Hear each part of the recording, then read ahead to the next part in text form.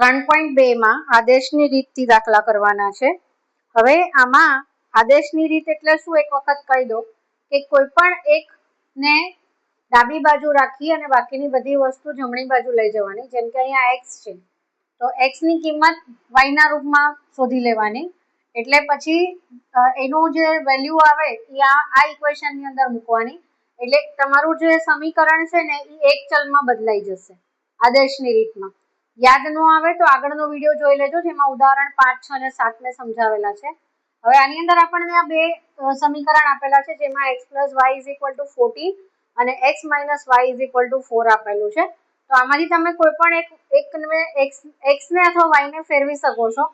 તો સમજો કે x + y = 14 છે, તો એમાં x બરાબર y ને આપણે ઓલી બાજુ લઈ જઈએ છીએ એટલે 14 - y કરીશું. એટલે આપણે x ની કિંમત શું થઈ 14 - y. એટલે હવે આ જે સમીકરણ છે એની અંદર આપણે x ની કિંમત આ મૂકીશું. સમજાય છે? આને આ સમીકરણમાં નહીં મૂકવાનું, નહીં તો તમારું મતલબ જવાબ નહીં આવે. તો હવે આની આ જે કિંમત છે આ આપણે સમીકરણ અહીંયા 2 માં મૂકીએ. આપણે સમીકરણના નંબર આપી દેવાના. એટલે આની કિંમત સમીકરણ 2 માં મૂકતા એટલે x - y = 4. હવે x ની કિંમત શું છે 14 - y. તો 14 - y =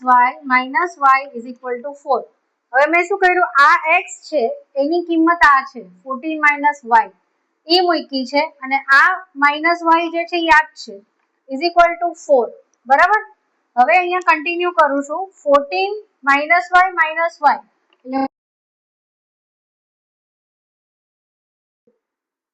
હવે આ 4 ને હું આ બાજુ લઈ આવું અને આ y ને -2y ને હું ઓલી બાજુ લઈ જાઉં એટલે આ માઈનસ નીકળી જશે, કારણ કે મેં એની સાઈડ બદલી દીધી. ઠીક છે? તો 14 - 4 = 10 = 2y. આ z નથી, 2 છે. તો y બરાબર 5. કારણ કે 10 ભાગ્યા 2 કરશું તો કેટલા આવશે 5. એટલે y ની કિંમત શું આવી આપણને 5. હવે આ y ની કિંમત તમે કોઈ પણ એક સમીકરણની અંદર મૂકી શકો છો. જેમ કે અહીંયા પણ તમે મૂકી શકો છો. આ જે x છે તો x બરાબર 14 - y. તો y ની કિંમત મળી 5. તો 14 - 5 તો x બરાબર આવ્યા 9. ઓકે. આવી રીતે આદેશની રીતથી તમારે સમીકરણમાં x અને y ની કિંમત શોધવાની છે. બીજો દાખલો છે, જો ચોકનો કલર બદલાઈ જાય ને એટલે તમારે સમજી જવાનું કે દાખલો બદલાઈ ગયો. આમાં s - t બરાબર 3 છે અને બીજું ઇક્વેશન છે એમાં s ના છેદમાં 3 પ્લસ t ના છેદમાં 2 = 6 છે. તો આ જ્યારે પણ છેદવાળા દાખલા આવે ને, મતલબ આમાં છેદ આવે ને, ત્યારે બને ત્યાં સુધી એનો લસા કાઢીને છેદ દૂર કરી દેવાના. મતલબ અહીંયા 3 અને 2 છે તો 3 અને 2 નો લસા શું આવે તો 3 × 2 = 6. તો આને 6 વડે આપણે ગુણીએ તો શું આવશે 3 × 2 = 6, 2 × 3 = 6, 6 × 1 = 6. આ બીજા સમીકરણને આપણે મોડિફાય કરીએ છીએ તો 2s + 3t = અહીંયા કાંઈ નથી એટલે અહીંયા આગળ નીચે આવશે 6.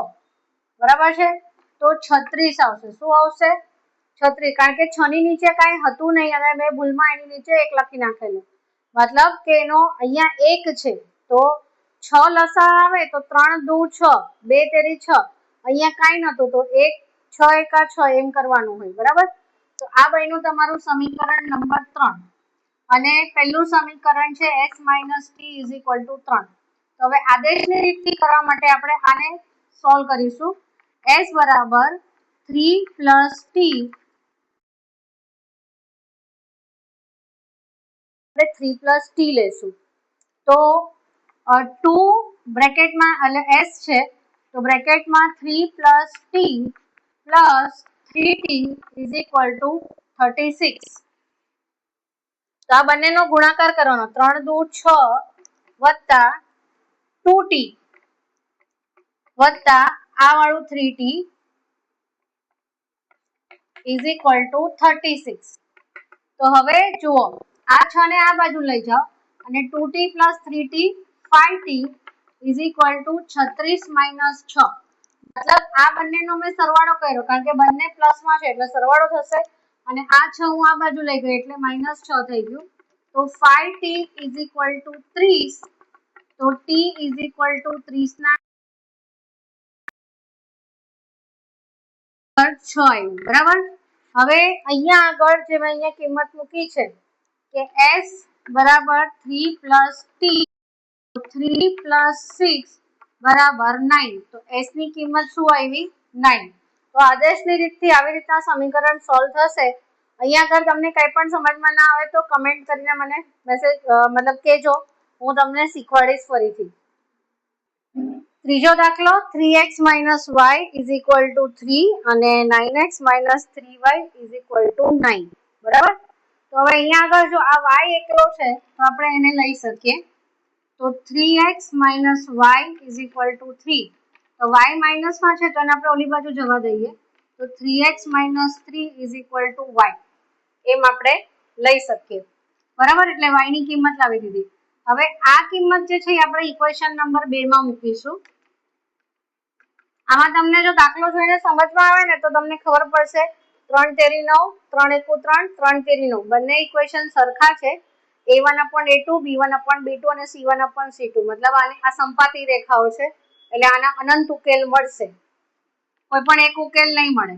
હવે અહીંયા y ની કિંમત શું છે? 3x - 3. તો અહીંયા આગળ આપણે y ની બદલે લખીશું 3x - 3 ઇઝ ઇક્વલ ટુ 9. આ 3 આ છે અને આ y ની કિંમત છે, બરાબર. તો 9x - 3 તેરી 9, 9x - plus 9 is equal to 9. તો જો આ 9x ઉડી ગયા, 9 ઇઝ ઇક્વલ ટુ 9.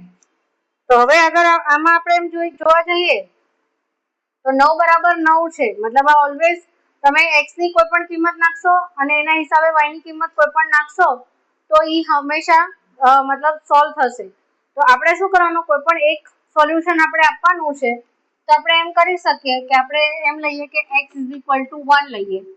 તો 3 ગુણ્યા 1 માઇનસ y બરાબર 3. કેમ? કારણ કે આપણે કોઈ પણ એક સોલ્યુશન લાવવું છે તો આપણે આવી રીતે કરી શકીએ, કારણ કે આમાં આ દરેક સોલ્યુશન દરેકથી આ બંને સમીકરણ સેટિસ્ફાય થશે. તો 3 એકુ 3 minus y is equal to 3. તો y ને આ બાજુ લઈ જાઓ તો 3 - 3 ઇઝ ઇક્વલ ટુ y. તો y ઇઝ ઇક્વલ ટુ 0. મતલબ આ વસ્તુ આપણે આવી રીતે બી કરી શક્યા હોત અહીંયા આગળ મૂકીને ડાયરેક્ટ કે x ની કિંમત 1 છે તો 3 એકુ 3 માઇનસ 3 તો y ઇઝ ઇક્વલ ટુ 0. હવે આ x ઇઝ ઇક્વલ ટુ 1 અને y ઇઝ ઇક્વલ ટુ 0 જે આવ્યું એ અહીંયા મૂકશો ને તો પણ સેમ વસ્તુ જવાબ આવશે. જો 9 એકુ 9 માઇનસ y ની કિંમત 0 છે એટલે 0 થઈ જશે. 9 એકુ 9 ઇઝ ઇક્વલ ટુ 9 આવી ગયા, ડાબી બાજુ જમણી બાજુ સરખી થઈ ગઈ.